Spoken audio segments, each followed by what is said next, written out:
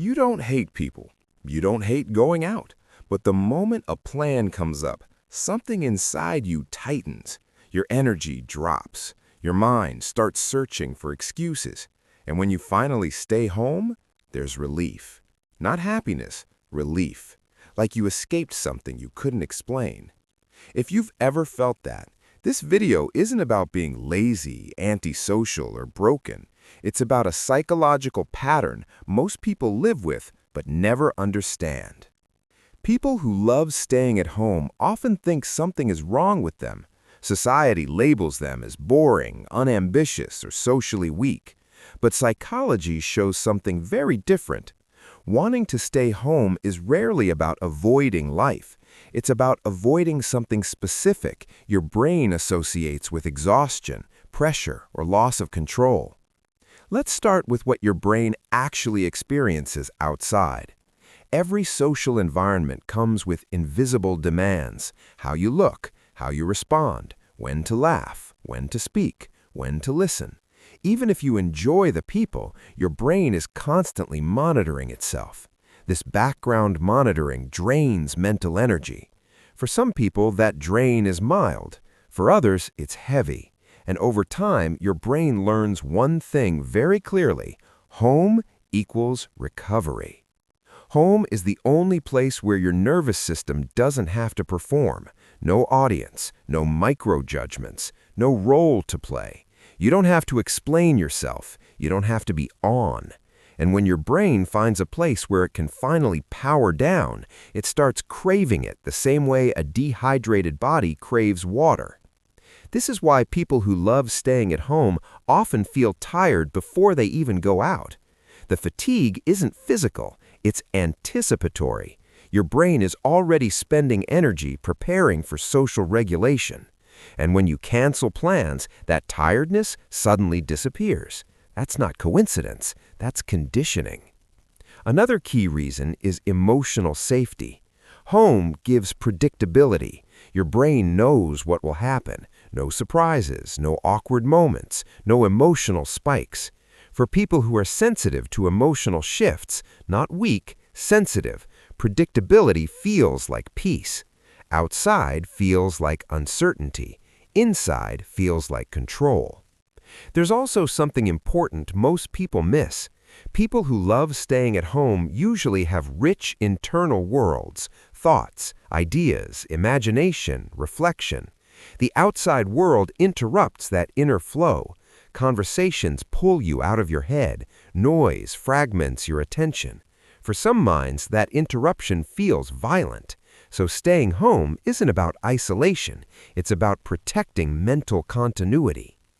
This is why these people often feel more alive alone than in groups. Not because they dislike others, but because their mind finally has space to breathe. Silence doesn't scare them, it regulates them. Now here's the part people rarely admit. Many home-loving people weren't always like this. At some point, social life stopped feeling rewarding. Maybe friendships became performative. Maybe conversations became shallow. Maybe they were always giving more energy than they received.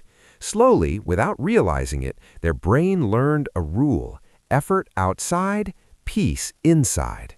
Once that rule forms, it's hard to break. Even good plans feel heavy. Even fun invitations feel like work. Not because the activity is bad, but because your brain remembers the cost. There's also a subtle guilt that comes with this pattern. You see others going out, traveling, socializing. You wonder if you're wasting your life. You tell yourself you should be doing more. But psychology doesn't measure life by movement. It measures life by meaning and regulation. If your nervous system is constantly overloaded, more activity doesn't equal more living. People who love staying at home are often highly self-aware.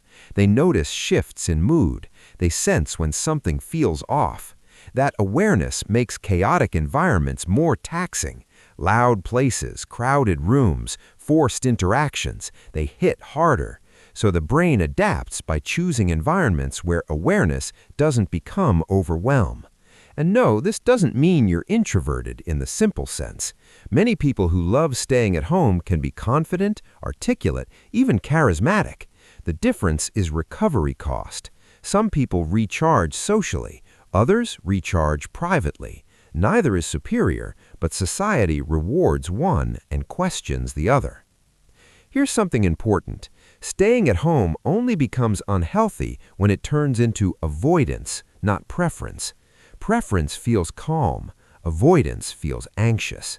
If you stay home and feel grounded, focused, content, that's regulation. If you stay home and feel trapped, restless, fearful, that's something else. Psychology isn't about judging the behavior, it's about reading the emotional signal behind it. Many people force themselves to go out because they think growth only happens outside. But growth also happens in stillness, reflection, deep thinking, creative focus, emotional processing. These don't happen easily in noise. Some minds need quiet to evolve. This is why people who love staying at home often feel misunderstood. They're told to just come out more, as if it's a motivation issue. But it's not about motivation, it's about nervous system alignment. You can't motivate a brain into comfort.